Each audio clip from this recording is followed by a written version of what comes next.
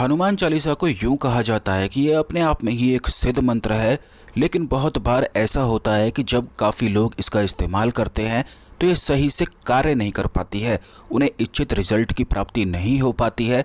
वैसे तो हनुमान चालीसा को कोई भी नकार ही नहीं सकता है, क्योंकि हनुमान चालीसा में संपूर्ण रोगों का, संपूर्ण समस्याओं का, संपूर्ण संकटों का समाधान छुपा हुआ है। बस गलती यही हो जाती है कि कोई सावधानी ना बरतना, सही विधि से इसका पाठ ना करना, इसकी वजह से इसके कोई भी लाभ मिल नहीं पाते हैं। लेकिन आज के इस वीडियो में बहुत सारी विधियों के बारे में हम आपको बताएंगे, जैसे कि जल का इस्तेमाल करते हुए, वायु का इस्तेमाल करते हुए, अग्नि का इस्तेमाल करते हुए, क्योंकि इंसान के जीवन में, इंसान के शरीर में पंच तत्व मौजूद रहते हैं और अलग अलग तत्व के अलग अलग ही कार्य होते हैं। जैसे कि आपने यूं भी सुना होगा कि आयुर्वेद में जब भी किसी को रोग हो जाता है तो आयुर्वेदिक जो डॉक्टर होता है सबसे पहले उस व्यक्ति की नाड़ी को चेक करता है कि वात रोग है, कफ रोग है, पित्त रोग है, किस प्रकार का यह रोग है। क्योंकि एक बार अगर उस व्यक्ति को नाड़ी से ये पता लग जाता है कि कौन सी प्रवृत्ति का रोग है तो उस रोग को मिटाना बेहद आसान हो जाता है। ठीक इसी प्रकार से मंत्र विज्ञान में भी, तंत्र विज्ञान में भी पंच तत्वों को काफ़ी ज़्यादा महत्वपूर्ण माना जाता है। पृथ्वी, जल, अग्नि, वायु, आकाश, ये पांचों तत्व शरीर में विराजमान रहते हैं और इनमें कोई भी गड़बड़ या कोई भी कमी अगर हो जाती है तो बहुत सारी जीवन में परेशानियां आती हैं।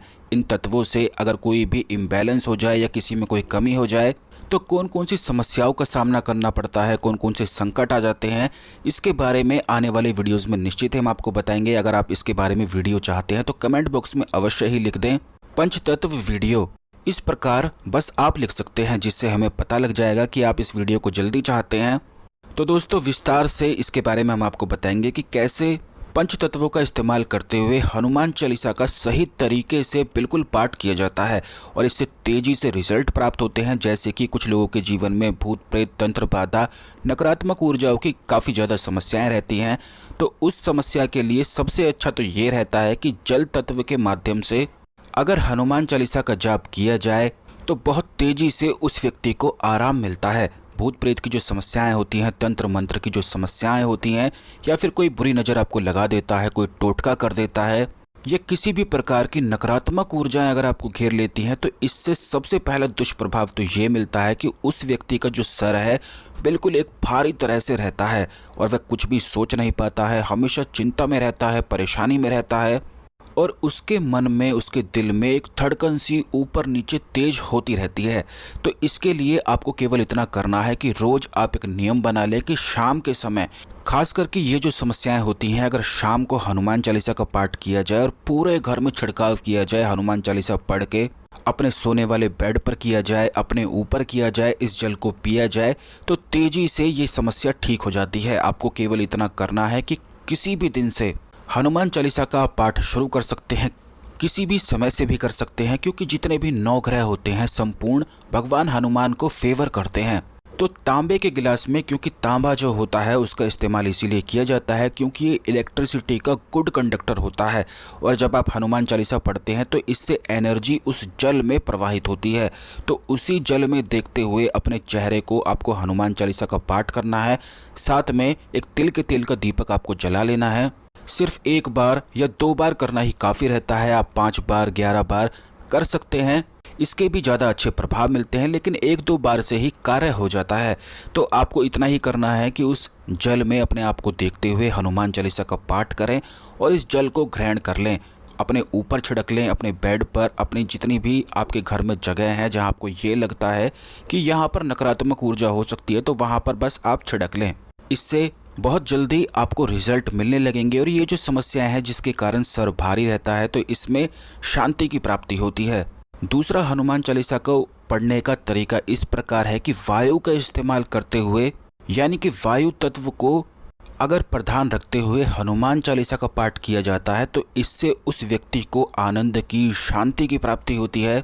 और हनुमान चालीसा में आपने ये सुना भी होगा कि बुद्धिहीन तनु जानिके सुमिरो पवन कुमार, बल बुद्धि विद्या देहु मोहि हरहु कलेश विकार। खास करके ये जो चौपाई है ये बल की, बुद्धि की, ज्ञान की प्राप्ति कराता है और जो व्यक्ति आनंद में रहता है, शांत रहता है, बिल्कुल अपने मज़े में रहता है, अपनी मस्ती में रहता है, तो अपनी मस्ती में भी केवल वही व्यक्ति रह सकता है जिसके पास ज्ञान बहुत सारा है, बुद्धि बहुत सारी है और बल भी बहुत सारा है। क्योंकि अगर बल की, ज्ञान की, बुद्धि की, किसी भी एक चीज़ की अगर किसी व्यक्ति के जीवन में कमी हो तो वह हताश सा रहता है, उसमें कॉन्फिडेंस की कमी रहती है। तो इसीलिए वायु तत्व का इस्तेमाल किया जाता है। इसके लिए आपको केवल इतना करना है कि आपका जो हृदय चक्र है, यानी कि जो आपकी चेस्ट के बिल्कुल बीच में जो सेंटर है, उस पर आपको नमस्ते करते हुए अपने हाथों को रख लेना है। जैसे नमस्ते करते हैं, बिल्कुल नॉर्मल तरीके से करते हैं। तो दोनों हथेलियों को आपको अपने अनाहत चक्र पर यानी कि हृदय चक्र पर रखना है। और जो आपकी पॉइंटिंग फिंगर है वो हनुमान जी की ओर होनी चाहिए। क्योंकि जब इस प्रकार आप करते हैं, बल्कि काफ़ी योगा में भी ऐसे आसन हैं जिसमें हृदय चक्र पर नमस्ते रखते हुए शवासन किया जाता है और काफ़ी रोग तुरंत तेजी से ठीक होते हैं। जो लोग योगा करते हैं इस बारे में बिल्कुल अच्छी तरह से वे जानते होंगे। या जो लोग रेकी के बारे में अगर आपने सुना होगा, रेकी हीलिंग जो होती है वो भी इसी प्रकार से दी जाती है। तो ये हम आपको इसलिए बता रहे हैं क्योंकि वायु तत्व को अगर आप प्रधान रूप से प्रेरित करते हुए, उस पर ध्यान लगाते हुए हनुमान चालीसा का पाठ किया जाता है तो इससे आनंद की प्राप्ति होती है, शांति की प्राप्ति होती है। क्योंकि कई बार ऐसा होता है कि ज़िंदगी में एक सेटिस्फैक्शन किसी भी व्यक्ति को मिल नहीं पाता है। सब कुछ अगर जीवन में होता है, लेकिन अगर संतोष, सेटिस्फैक्शन ना हो पाए तो यह बहुत ही ज़्यादा एक चिंता को बढ़ावा दे देता है। तो इसके लिए रात को सोने से पहले खास करके ये प्रयोग किया जाता है। इसमें कोई भी दीपक या पानी रखने की आपको आवश्यकता नहीं है। अपने बेड पर आप बैठ जाएं, बिल्कुल सुखासन में आपको बैठ जाना है। जैसे हमने आपको बताया है कि अनाहत चक्र पर नमस्ते करते हुए रख लेना है और हनुमान जी का ध्यान करते हुए हनुमान चालीसा का पाठ करना है। जैसे जैसे हनुमान चालीसा का पाठ आप करते जाएंगे, आप तुरंत ये अनुभव करेंगे कि आपके ऊपर से कुछ बोझ सा उतर रहा है, बहुत सारा स्ट्रेस उतर रहा है, टेंशन उतर रही है और आपको आनंद की, शांति की प्राप्ति हो रही है। इसी के साथ आप वायु मुद्रा बनाते हुए भी हनुमान चालीसा का अगर पाठ करते हैं तो इससे शरीर में हृदय चक्र जागृत होता है, यानी कि प्रेम की प्राप्ति होती है। जब अनाहत चक्र जागृत होता है, प्रभाव में आता है, उसे आप एनर्जेटिक करते हैं तो इससे सुख की, आनंद की, यश की, वैभव की प्राप्ति होती है और कार्य से बाधाएं हटनी शुरू हो जाती हैं। एक खास प्रयोग एक और हम आपको बता देते हैं कि जब भी आपको यूं लगता है कि आपका कोई कार्य अटक गया है, आप कहीं पर फंस गए हैं और कहीं पर आपको रास्ता नहीं मिल पा रहा है, तो तुरंत आप वायु मुद्रा बनाकर बैठ जाएं और हनुमान चालीसा का पाठ करना शुरू कर दें। तुरंत आपके दिमाग में ऐसे आइडिया आएंगे और कहीं ना कहीं से ऐसा अवसर या ऐसा योग अवश्य ही बन जाएगा कि आप उस संकट से, उस परेशानी से तुरंत ही निकल जाएंगे। वायु मुद्रा किस प्रकार बनानी है ये हमने आपको वीडियो में दिखा दिया है। ये जो दिख रहा है उसी प्रकार बस आपको बनानी है। अब इसी प्रकार से जिन लोगों के जीवन में शत्रुओं की समस्याएं रहती हैं, क्योंकि बहुत सारे लोग हमसे इस बारे में पूछते हैं, कमेंट बॉक्स में बताते हैं, और कुछ लोगों ने, जैसे कि पिछले वीडियो में एक व्यक्ति ने यूं पूछा था कि संतान प्राप्ति के लिए कौन से उपाय या प्रयोग करने चाहिए। तो दोस्तों आपको बता दें कि जब भी शरीर में अग्नि तत्व की कमी होती है तो इस प्रकार की समस्याएं आ जाती हैं। शत्रु परेशान करते हैं, पारिवारिक सुख की प्राप्ति नहीं हो पाती है, संतान सुख का योग नहीं बन पाता है, या फिर कई माता पिता ऐसे होते हैं कि उनके जो बच्चे होते हैं उनका बिल्कुल भी ध्यान नहीं रखते हैं, जिसकी वजह से उनके मन में परेशानी उत्पन्न होने लग जाती है। माता पिता की कोई भी बात बिल्कुल भी नहीं मानते हैं। तो आपको बता दें कि अगर अग्नि मुद्रा बनाते हुए, या फिर आप एक खास प्रयोग ये भी कर सकते हैं कि लेट कर भी हनुमान चालीसा का पाठ किया जा सकता है। इसके लिए आपको केवल इतना करना है कि जैसा कि अभी हमने आपको पहले बताया था कि वायु के प्रयोग में हृदय चक्र पर नमस्ते करके रख लेना है, तो इसमें अग्नि वाले में आपको ये करना है कि नाभि केंद्र पर, क्योंकि वहाँ पर अग्नि तत्व का स्थान है, तो वहाँ पर आपको नमस्ते करते हुए रख लेना है और फिर हनुमान चालीसा का पाठ करना है। ऐसा करने से अग्नि तत्व बैलेंस हो जाता है। शत्रुओं की जो समस्याएं होती हैं, शत्रु बिल्कुल शक्तिहीन हो जाते हैं और अगर आपका अनिष्ट करना चाहते हैं तो वह अनिष्ट कर नहीं पाते हैं। आपको ये भी बता दें कि काफ़ी सारी मंत्र साधनाएं होती हैं, उनमें अलग अलग मुद्राओं का इस्तेमाल किया जाता है। काफ़ी लोग यूँ समझते हैं कि मंत्र विज्ञान जो होता है केवल मंत्र जाप ही कर लो और सब कुछ हो जाता है। तो दोस्तों आपको ये बता दें कि मंत्र विज्ञान जो होता है, मंत्र जाप तो केवल 10% ही कार्य करता है, यानी कि केवल 10% ही हिस्सा होता है। और यही वजह रहती है कि बहुत सारे लोग जब मंत्र का जाप करते हैं तो उन्हें 10% ही लाभ की प्राप्ति हो पाती है। अगर खास चीज़ आप देखेंगे तो पहले के ज़माने में जो योद्धा या कोई राजा जो साधना करने निकल पड़ते थे, कोई ऋषि मुनि होते थे, तो उनके गुरु उन्हें कोई ना कोई मुद्रा, कोई ना कोई आसन बताते थे और विधि नियम सावधानियां बरतनी भी बताते थे। उसके बाद साधना मंत्र जाप मंत्र दिया जाता था, यानी कि जाप करने के लिए सबसे लास्ट में मंत्र दिया जाता था।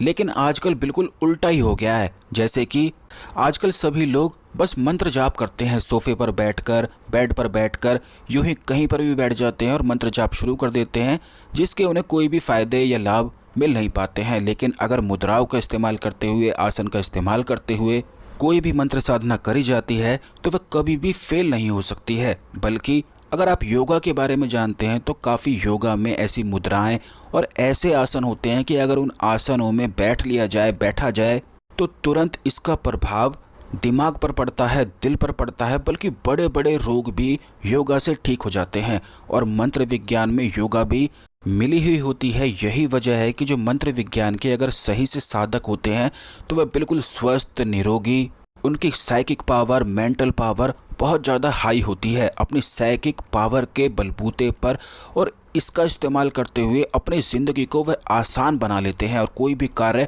असाध्य से असाध्य कार्य को भी सिद्ध कर लेते हैं। जैसे कि महाविद्या साधनाएं होती हैं, उनमें भी अलग अलग प्रकार के आसन और मुद्राएं होती हैं। लेकिन आपको ये बता दें कि हर एक मंत्र के बिल्कुल अलग अलग ही प्रभाव होते हैं, अलग अलग ही मुद्राएं होती हैं। ऐसे ही कोई भी मुद्रा आपको इस्तेमाल नहीं करनी है, क्योंकि मंत्र बड़े ज़्यादा पावरफुल होते हैं। अगर गलती करी जाए तो ये उल्टा प्रभाव शुरू भी कर देते हैं। तो बिल्कुल जिस प्रकार आपको बताया जाता है उसी प्रकार बस आप किया करें।